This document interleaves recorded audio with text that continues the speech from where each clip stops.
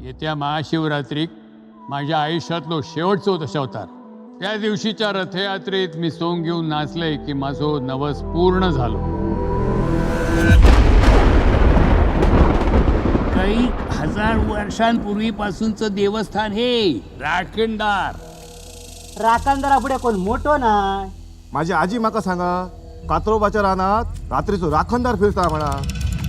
आमचा सगळ्यांचा भला करे महाराजा.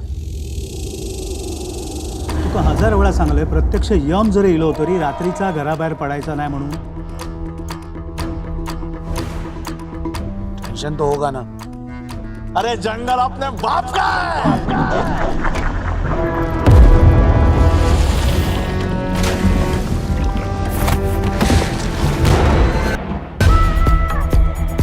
साहेब येताना एकदम खिसकीला खोपडी काय.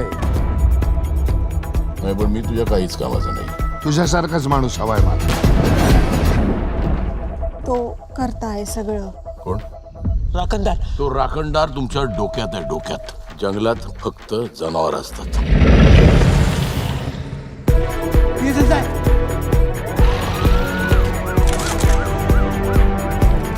पण मी आहे ना, गांजील आहे, गांजील.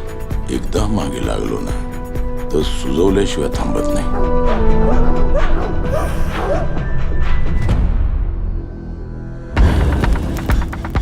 अमोशाच्या रात्री हत्या झाली असा.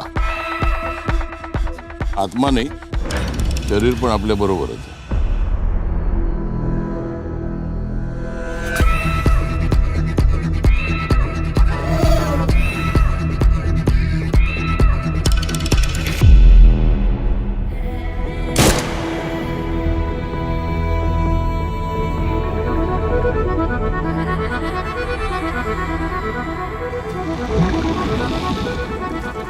तो देव नाहीये गायब व्हायला. पण तो देवाचा माणूस आहे. तुम्ही जमीन बडवत बसाल आणि तो पंजा मारून निघून जाईल.